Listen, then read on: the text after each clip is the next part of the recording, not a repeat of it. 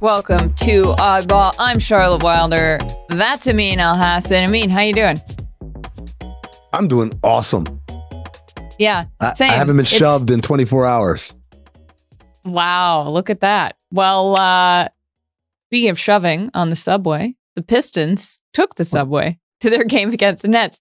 Because of the New York City Marathon on Sunday, the Pistons won 106-92. And I mean, this was the Pistons' first win in November since 2022. Ah, yes. Who could forget that amazing November of 2023 where we were locked in on every single game they played? Charlotte, I've never seen this happen before. Where a team has had to take the subway in. I'm wondering what the logistics were. I don't know. I think I've noticed a lot of my friends who live in New York were outside, like cheering people on in the marathon. I'm like, I've never done that in my entire life. I'm from New York City. I lived there for years and years. I never once said, oh, let me go outside and watch these people run by while I'm freezing. I've always been like, what are you talking about? You know, I really love watching marathons, and for some reason, I've never watched the New York City Marathon, probably because it's just a pain in the ass to get anywhere when all this, I'm like, too long. I do love the visual of such tall people on the train. It's like a clown car, sort of, except it's not.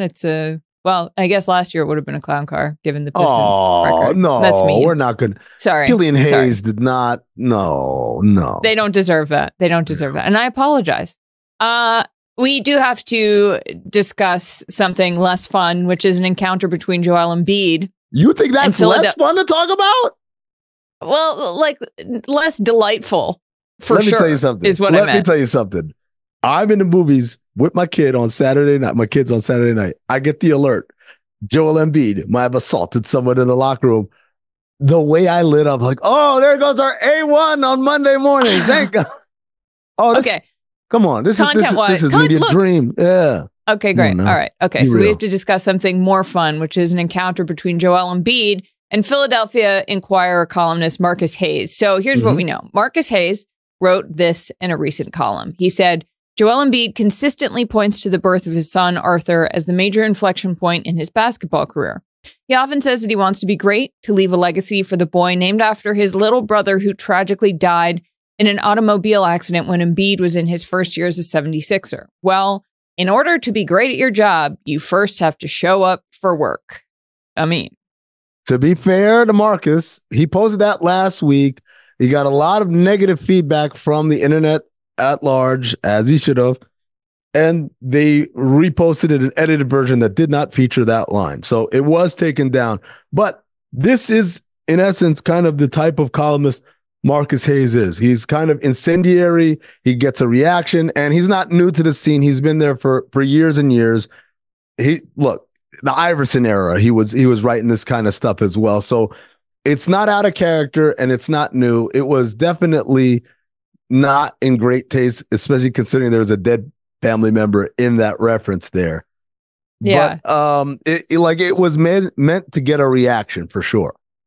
Yes, it was meant to rile Joel Embiid up, I believe, because otherwise, why would you say something so personal? But fast forward to the Sixers locker room after they lost to the Grizzlies this weekend. According to reporting from NBC Philly, as soon as Embiid realized that Hayes was in the locker room, he started shouting or speaking very strongly. The next time you bring up my dead brother and my son again, you are going to see what I'm going to do to you, and I'm going to have to live with the consequences. Apparently from there, Embiid was sort of cussing him out. And at one point he said he doesn't care what reporters say. And Hayes answered, but you do. So Embiid got louder at that point, shoved Hayes on the shoulder before being separated by the team's PR chief, which was initially reported as an assault. It was a shove. Semantics, but I don't know. So, I mean, what do you make of this? So, people write things that are critical about athletes all the time, right?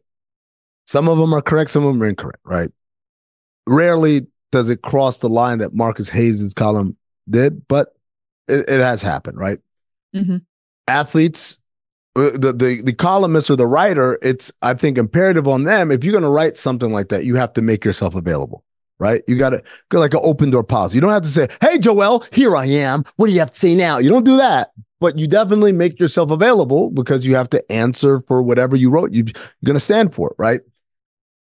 As I understand it, Sixers PR was trying to facilitate a meeting between the two because it got so much reaction, and obviously Joel saw it and was very upset by it, and obviously Marcus Hayes thought twice and had them edit it out. Although I might ask, regardless of what he wrote, where were the editors in this process to look at that? Like, all right, we don't need this line, right? As someone who's written for ESPN.com before, I know, like, my editor used to be like, well, you don't need to say this, right? And sometimes it's just unnecessarily wordy. Sometimes it's irrelevant information. Sometimes it's like, I mean, that joke might have gone a little too far, right? So that's what the editor's job is in that case, is to be the safeguard against perhaps a writer getting a little too rambunctious. That clearly didn't happen here. And clearly the meeting did not happen because this is right as Hayes enters the locker room. So it's not like, hey, let's meet privately. This was a free-for-all. Having said that, you can't put your hands on anybody. Like, that's unacceptable, full stop. There is no leeway. You cannot launch a physical altercation unless a physical altercation has been launched on you, in which case you got to defend yourself. But that wasn't the case here, clearly. But I would say that Joel Embiid knows that, because when he says the words, I don't care about the consequences, that means he knows, look, what I'm doing is wrong, but I will live with whatever punishment comes with it should I cross that line. And later on in that conversation, he crossed that line because of allegedly that interaction from Marcus, who could, instead of diffusing the situation, hit him with, I got to admit, a hell of a bar, but you do. Oh my, but I mean, because he's right. That's the thing. That's the thing. And I think it's impossible to say to someone, hey, don't react when someone says stuff like this. Like, to me, the more powerful reaction is the Don Draper line, where it's like he gets into an elevator with a guy who's mad at him and he says, I feel sorry for you. And Don Draper says, I don't think about you at all. That's sort of been what I think of as sort of the most powerful way to shut someone down who says really inappropriate, horrific stuff like that. But he did let it get to him. And I think, though, when it comes to what Marcus Hayes wrote, I mean, that's none of the, like, basketball, this isn't life and death. He literally used a life and death incident, and the two people who Joel Embiid has made it very clear are so dear to him, and one who is no longer alive, to equate that he is playing bad basketball. And it's like, you can't take any of this that seriously. Like, that is the shock jock model that, to me, is lazy writing instead of finding a way to make say something clever without, like, disparaging this person's deceased family.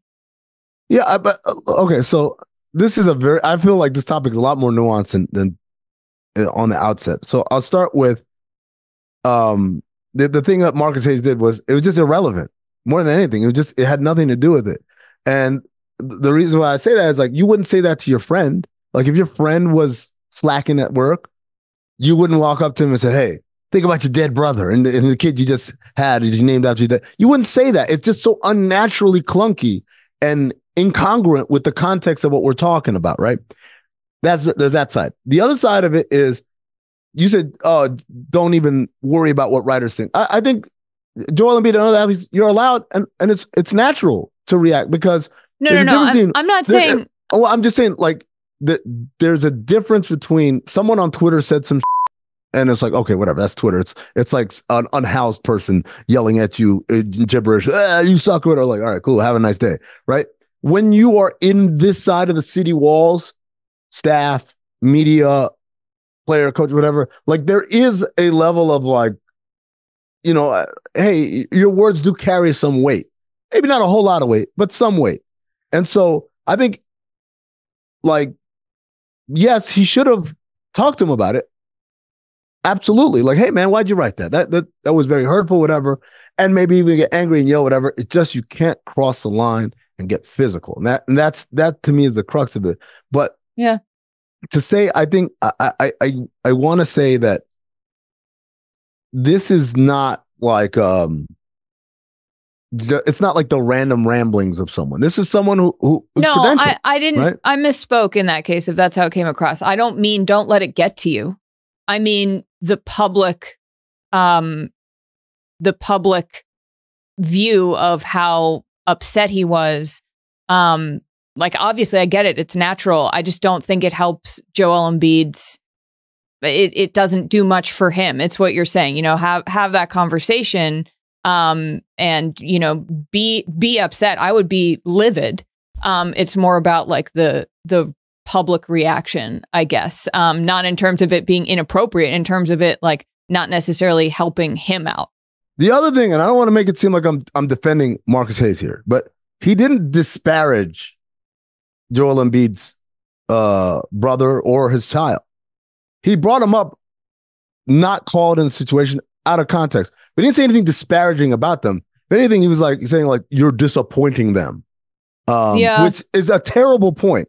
Don't get me wrong; right. It's an awful, like just awful, unnecessary thing to say. Because as you pointed out, Charlotte, it's not something that rises to the point of like you're letting down your dead brother or whatever. But some people I've seen have been running away like he's talking. No, he didn't talk about any of his family members. He just brought them up in a context that it was not called for. Yeah, no, I totally get that. I think the context in and of itself is disrespectful in a way that the memory, yes. Yeah, you know, that it's not necessarily, he's not saying anything bad, but by saying it at all, it's like, well, come on, man. Yeah. We're going to move on to some more Eastern Conference drama, though. Great conversation, I mean, if I do say so myself. You do? The Bucks are still struggling. They fell to 1-5 after Donovan Mitchell hit a game winner, which was wild. Dame and Giannis combined for 75 points. They still lost. And Giannis said this. I don't focus in the results. That's not my job. My job is to focus in things that I can do better. I'm a basketball player. You know, things that I can control. I can't control the outcome of the game. Lie detector? He's frustrated for sure. I don't think he's lying, but I think that's the carefully chosen words of someone who's frustrated for trying to remain professional. I do want to point out that, like, all right, yes, they're 1-4. That last one, technically, they thought they were going to win the game. Damian Lillard hits what should have been a game-winning shot, and it's just that Donovan Mitchell hit a game-winninger shot than he did. Yeah. So it's not like if there had been 4 losses and they're all blowouts, then I'm like, what's happening? Right? Right. But it's not quite, that yet. So we are still wait and see mode, I think, for them. But in the meantime, CBS's Bill Ryder wrote in an article that a few rival execs have their eye on Giannis, saying, quote, teams are circling and hopeful. And another rival exec said, quote, I wouldn't be surprised if it happened by the trade deadline. Like, all right, guys. First of all, teams are circling hopeful. No You know how many teams would be interested in having Giannis on their roster? Usually when someone asks that hypothetical, they say 29 teams would love him. Like, no, it's 30 because his own team wants him on their roster as well, right? That's number one. Number two is like this. The Bucks aren't going to read this and be like, oh my God, Giannis wants out. Like Giannis is not someone who pulls punches and is subtle. Like he's pretty straightforward. So the only person who would do this is a rival exec who's just trying to sow the seeds of chaos. They're just throwing blood in the water and watching it all burn down. Totally. I mean, this is a guy who said, like, if we don't win a championship, I'm out of here. I'm paraphrasing, but he said that 2 summers ago before the Bucks got Dame. So this isn't someone who's out here like tweeting emojis. Giannis is pretty straightforward. I think he's just going to straight up tell us when he's fed up. So, I don't think he's quite there yet. I think it's going to be interesting to keep watching it. But before we go, the best way to think about this is game 5 of 82. So roughly 1/16 of the NBA season, which is roughly about a little bit more than the first game in an NFL season. Imagine playing one game in the NFL and be like, this isn't working. We need to trade everybody. Like, we still need to have a lot of patience. fans say that too, but it is an overreaction.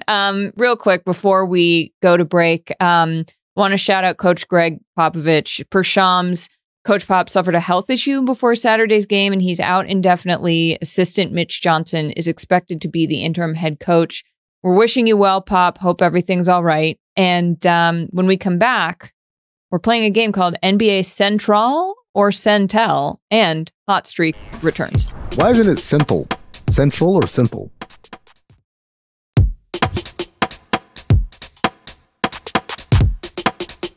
Welcome back to Oddball. I mean, misinformation is a blight on society, and I think this week we can all agree that its effects are felt most in the NBA.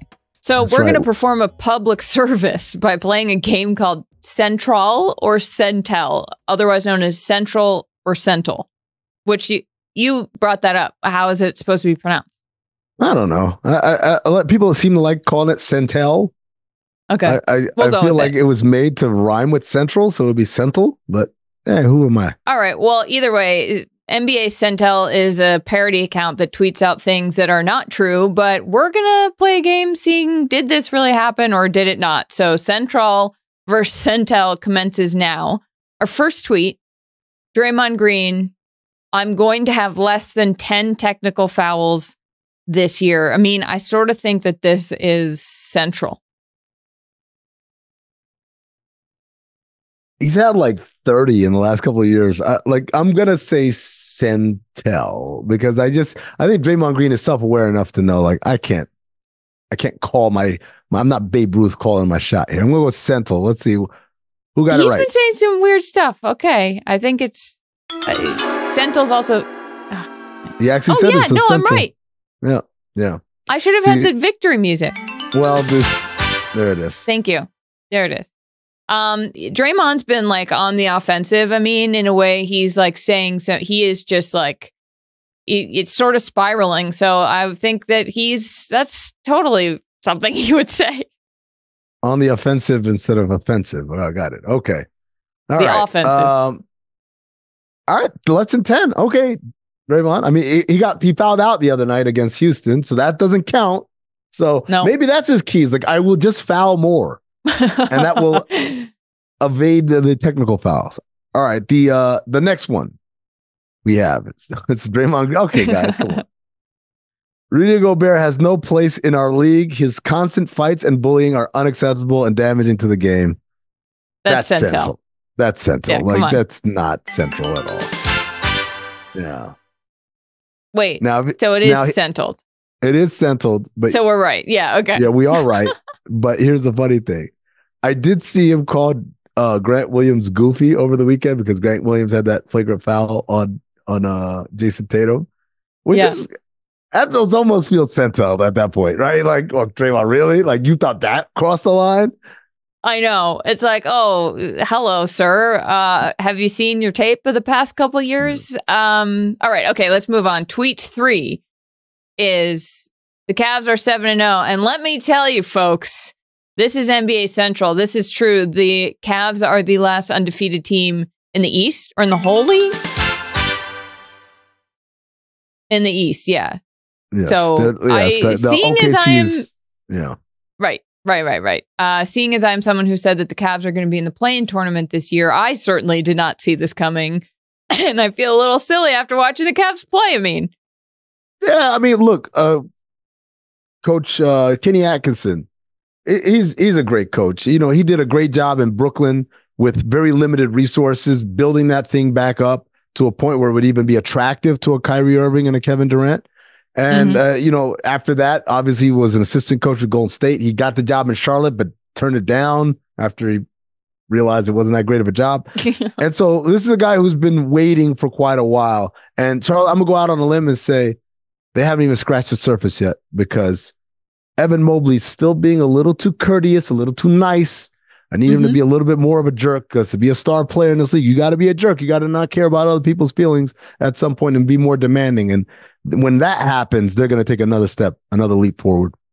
It is fun to see. Like Donovan Mitchell's healthy, Jared Allen's healthy. They're really, it's just, I've been loving watching Cavs games, which is not something that I thought I would say anytime soon, but here we are. What do we have next, Amin? I'm smiling because I already saw what the next one is. It says Yuki Kawamura says Ja Morant taught him the too small celebration yesterday.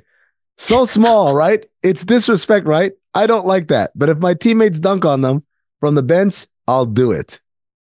I want this to be real. I want this to be real too. I think it's real. Yes! Yeah! John Morant, great teammate, man. And Yuki, great teammate as well for saying, look, if they like it, I love it. That's being a great teammate right there. I think that the Grizzlies, the chemistry this year is off the charts. Okay. Our next tweet. Wait. I like that they're teaching him like American basketball culture. Like in this country, when you dunk on someone, or for some people, if you make a layup over somebody, you have to immediately tell them that they're too small. Yeah, it's a beautiful cultural education that we're witnessing in real time. I'm so glad that was not Centel. Okay, next tweet. Damian Lillard called Giannis to tell him that daylight savings time is coming up. I mean, I would think that this potentially could be true, except that they famously didn't play pickup once over the summer, so I'm not sure how much Dame is calling Giannis about stuff like this. There you go. I don't think they talk that frequently. Not frequently enough to do that. Also, Giannis is married. His wife knows, all right? So I'm going to say Centel. Okay. Yeah. We're pretty good at this. Did you see, I saw something over the weekend for daylight savings where it was like someone said like my stove clock, and then it's the Tim Robinson from I Think You Should Leave meme where he goes, I didn't do shit, about how like all your other clocks change times and your stove clock doesn't. I really like that. Yeah. All right. This is the last tweet we have here. Okay. This is from former President Donald Trump saying, I would say the Greek is a seriously good player, and tell me who has more Greek in him, the Greek or me? Whereas I think we have about the same. Is it Greek or freak? Because I don't think Donald Trump is Greek at all. I'm going to say Centel because you guys messed up the quote. No, this is real. This is real. I mean, this is real. Am I right? Yeah. This is right. And I just think it's a really brilliant strategy to disparage the most famous, beloved basketball player in a swing state before an election. And also, Trump, while you're at it, go after Embiid. Talk about how much Kevin Durant sucks. Like, make liberals really mad. And maybe this thing will be Let's see what else. Pat Riley, overrated. Yeah. And other swing states, I'm like, Ohio, the Cavs. It's not real. Donovan Mitchell, he hates being there. No, also, it's the Cavs start is fake. They're not that good. I think we hit all the swing states. Oh, Georgia. Oh yeah, Trae Young, cancer. Yeah, not ice cold. Actually, very hot. Yeah, good job. All right, so that's Central versus Centel. We got to play Hot Streak real quick here. I mean, Hot Streak is presented by DraftKings. Stay tuned because you'll hear more about DraftKings and all it has to offer throughout the show. DraftKings, the crown is yours. Hell yeah. Thank you. How's it going? So we need to agree on a DraftKings bet to get our hot streak going. We have yet to get a bet right during the segment. So what are you bringing to the table? Yeah. Oh, I'm going with, look, Paul George is coming back tonight in Phoenix to play against the Suns. He's listed as he's been upgraded questionable, but everyone expects him to play. I don't think it's going to be enough. I've got Phoenix -8. So they got an 8-point spread, and the odds are -105 on that. I think I'm comfortable with that. Okay, so that's one that I was eyeing. The other one I was going to maybe bring to the table is that the Nuggets lost a heartbreaker to the Timberwolves on Friday, but they are playing the Raptors tonight. And we could take the Nuggets to win and Jokic have over 29.5 points and 8.5 assists at +240. But I'm with you. I'm gonna let's do Phoenix -8 for -105. Oh, you don't want to do the Jokic one? I think we're more likely. Now you want to be safe? Okay, so we're going to play. Well, because I'm trying to get our hot streak started. I actually want us to get one right. This is the one. Suns by more than 8 points tonight in Phoenix. There you go. -105. Yeah. There we go. One of our producers wrote, this is a team sport. So sure thing. There you have it.